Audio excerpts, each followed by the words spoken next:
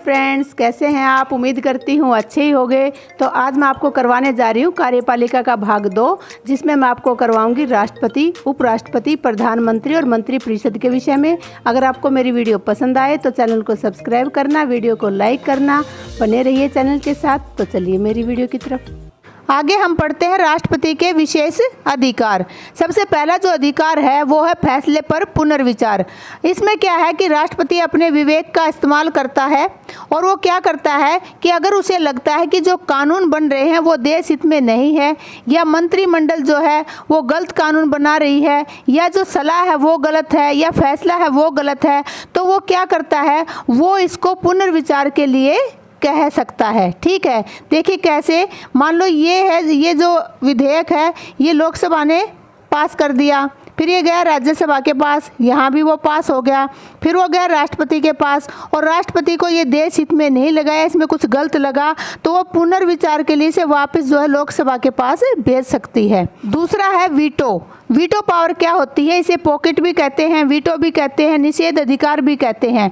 ये क्या होता है कि जिससे वह संसद द्वारा पारित विधेयक, मतलब अगर संसद ने कोई विधेयक पारित कर दिया धन विधेयक को छोड़कर, बाकी सभी विधेयकों के ऊपर ये बात लागू होती है, कोई विधेयक पारित कर दिया तो राष्ट्रपति क्या है, उसमें मंजूरी देने में देरी भी कर सकता है या स्वीकृति देने से इनकार भी कर सकता है। क्या होता है इसमें? देखिए, मान लो ये लोकसभा के पास आया कोई भी विधेयक, लोकसभा ने इसको पास कर दिया, ठीक है, फिर राज्यसभा के पास आता है, फिर राज्यसभा में पास हो गया, फिर राष्ट्रपति के पास जाता है। राष्ट्रपति क्या करता है, राष्ट्रपति इसको सही नहीं लगता तो वो क्या करता है, मंजूरी देने में भी देरी कर सकता है, या फिर वो उसको स्वीकृति देने से भी इनकार कर सकता है और उसको लंबे समय तक अपने पास रख सकता है। ये होती है उसकी वीटो पावर। एक समय के बाद तो वो अपने आप पास हो जाता है, लेकिन बहुत समय ऐसा होता है जब वो उसे अपने पास रख सकता है। तीसरा है प्रधानमंत्री की नियुक्ति। जब किसी दल को बहुमत प्राप्त नहीं होता तो राष्ट्रपति अपने विवेक के अधिकार पर या अपने विशेष अधिकार का प्रयोग करके क्या करता है, प्रधानमंत्री की नियुक्ति करता है। कई बार क्या होता है, किसी दल को जो है बहुमत नहीं प्राप्त होता या बहुत सारे व्यक्ति जो है प्रधानमंत्री पद के लिए खड़े होते हैं, तो प्रधानमंत्री पद के लिए क्या है, राष्ट्रपति अपने विवेक का इस्तेमाल करता है और प्रधानमंत्री की नियुक्ति करता है। अगला है सभी सूचनाओं को प्राप्त करना। एक राष्ट्रपति के पास विशेष अधिकार है कि प्रधानमंत्री और मंत्रिमंडल जो कार्य कर रहे हैं उन सभी की सूचनाएं वो प्राप्त कर सकता है। भारत का जो उपराष्ट्रपति है उसकी योग्यता क्या होनी चाहिए? पहले तो वो भारत का नागरिक होना चाहिए, उसकी जो आयु है उसने 35 वर्ष की आयु पूरी कर ली हो, वह राज्यसभा की सदस्यता के लिए योग्य हो। किसकी? राज्यसभा की सदस्यता के लिए। किसी भी लाभ के पद पर कार्यरत ना हो। ठीक है, ये थी इसकी योग्यताएं। अब बात करते हैं उपराष्ट्रपति के चुनाव के लिए। ये अनुच्छेद 62 में दिया गया है। उपराष्ट्रपति का जो चुनाव है वो अप्रत्यक्ष रूप से गुप्त मतदान द्वारा होता है। ये चीज़ें आप याद रखना, किससे? अप्रत्यक्ष रूप से गुप्त मतदान के द्वारा। इसमें क्या है, राज्य विधानमंडल के जो सदस्य हैं वो इसमें भाग नहीं लेते। किसमें? उपराष्ट्रपति के चुनाव में। उपराष्ट्रपति को हटाने का जो बिल है वो केवल राज्यसभा में आता है, क्योंकि ये राज्यसभा का अध्यक्ष होता है, सभापति होता है। इसका जो कार्यकाल है वो 5 वर्ष का होता है।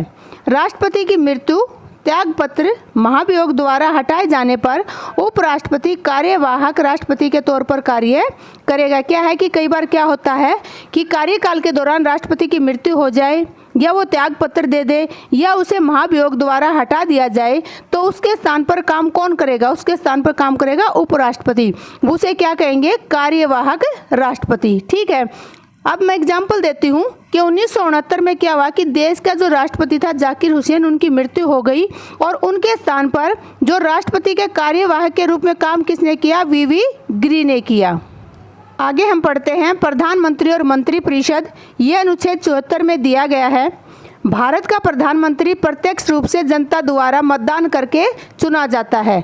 जिस दल को बहुमत प्राप्त होता है, क्या प्राप्त होता है? बहुमत। ठीक ठीक है, बहु अनेक यानी मत वोट, जिसको बहुत सारे वोट प्राप्त होते हैं, बहुमत प्राप्त होता है, उस दल के नेता को राष्ट्रपति प्रधानमंत्री के रूप में शपथ दिलाता है। जिसको बहुमत मिल गया, राष्ट्रपति क्या करेगा, उसको जो है उस दल के नेता को प्रधानमंत्री की शपथ दिलवाएगा। वह राष्ट्रपति के नाम पर देश का प्रशासन चलाता है। नाम किसका होगा, राष्ट्रपति का, क्योंकि राष्ट्रपति को भारत का प्रथम नागरिक कहा जाता है और देश का जो शासन है, प्रशासन है, वो राष्ट्रपति के नाम पर चलता है। लेकिन इसे चलाता कौन है, प्रधानमंत्री। योग्यता क्या है प्रधानमंत्री की, वह भारत का नागरिक हो, भारत की जो मतदाता सूची है उसमें उसका नाम सम्मिलित हो, प्रधानमंत्री लोकसभा या राज्यसभा दोनों सदनों में से किसी एक सदन का सदस्य हो। अगर वह नहीं है तो 6 महीने के अंदर उसे सदस्यता लेनी अनिवार्य है। क्या है, अनिवार्य है। अगर बाई चांस वो सदस्यता नहीं ले पाता तो उसे अपने पद से त्यागपत्र देना होगा। प्रधानमंत्री जो पद है उसकी आयु जो है 25 वर्ष से कम ना हो, ठीक है, वो 25 से ऊपर होना चाहिए। अगला है प्रधानमंत्री को बहुमत अत्यधिक शक्तिशाली बनाता है। क्या है कि अगर प्रधानमंत्री को बहुमत मिलता है तो वो अपने अनुसार, अपने हिसाब से जो है कार्यों और नीतियों का निर्वहन कर सकता है। लेकिन अगर उसे बहुमत नहीं मिलता तो उसे गठबंधन की सरकार बनानी पड़ती है और अन्य जो पार्टियां हैं उनको भी उन्हें संभालना पड़ता है सरकार को बनाए रखने के लिए। आगे है प्रधानमंत्री मंत्री परिषद का भी प्रधान होता है। ये तो है ही, सामूहिक उत्तरदायित्व होता है। क्या है कि मंत्री परिषद का प्रधान कौन होता है, प्रधानमंत्री होता है। प्रधानमंत्री मंत्री परिषद में मंत्रियों को तय करता है कि कौन व्यक्ति मंत्री बनेगा, कौन व्यक्ति नहीं बनेगा। ये तय कौन करता है, प्रधानमंत्री करता है। विभिन्न मंत्रियों के पद स्तर और मंत्रालयों को बांटता है। किस मंत्री का कितना पद होना चाहिए और उन्हें कौन सा मंत्रालय दिया जाए, ये सभी का निर्धारण कौन करता है, प्रधानमंत्री करता है। मंत्रियों को उनकी वरिष्ठता और राजनीतिक महत्व के अनुसार मंत्रिमंडल का मंत्री, राज्य मंत्री या उप मंत्री बनाया जाता है। वो क्या करते हैं कि मंत्री की वरिष्ठता, सीनियरिटी कितनी है और उसका राजनीतिक महत्व कितना है, उस आधार पर उसे मंत्रिमंडल में मंत्री बनाया जाए या राज्य मंत्री बनाया जाए या उप मंत्री बनाया जाए आदि डिसीजन लिया जाता है।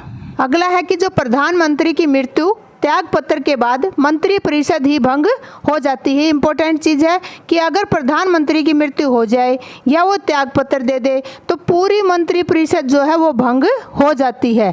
जबकि अगर ऐसा ही किसी मंत्री के साथ हो, उसकी मृत्यु हो जाए या वो त्याग पत्र दे दे या उसे किसी कारणवश हटा दिया जाए तो उसका सिर्फ एक स्थान रिक्त होता है, ना कि पूरा मंत्री परिषद भंग होता है।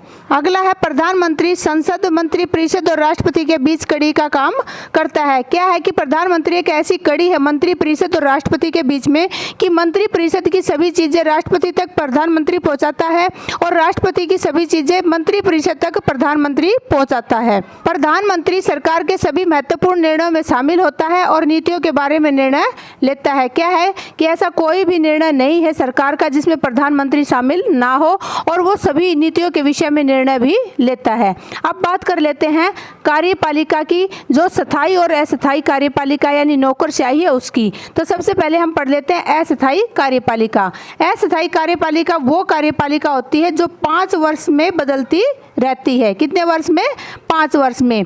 ये स्थायी नहीं होते, 5 वर्ष में बदलते तो स्थायी ये नहीं होते। वैसे भी जो है बीच में इन्हें हटाया जा सकता है। इसमें ज़्यादा शिक्षा की आवश्यकता नहीं होती, मतलब ये व्यक्ति ज़्यादा पढ़े लिखे नहीं होते। इसमें कौन कौन आते हैं, इसमें आते हैं मंत्री, नेता, प्रधान, सभी जो है इसमें आते हैं। उसके बाद आती है स्थायी कार्यपालिका। स्थायी कार्यपालिका वो कार्यपालिका होती है जो निश्चित समय, जब तक कि रिटायर ना हो तब तक कार्य करती है। मतलब ये एक निश्चित समय के लिए लगाए जाते हैं और इनका जो कार्यकाल है वो 60 से 62 वर्ष है। ये जब तक रिटायर ना हो तब तक ये कार्य करते हैं। ये स्थायी होते हैं, मतलब जो निश्चित समय है इनका ये तब तक स्थायी होते हैं और निश्चित समय के लिए ही ये चुने जाते हैं। इसमें जो पद की योग्यता है वो क्या है, शिक्षा की आवश्यकता पड़ती है। मतलब जो इनका पद है और उसमें जिस योग्यता की आवश्यकता होती है उतनी शिक्षा होनी इनके पास अनिवार्य होती है। इसमें कौन आते हैं, इसमें सिविल सेवक आते हैं जिसमें IAS IPS आते हैं और सरकारी कर्मचारी आते हैं।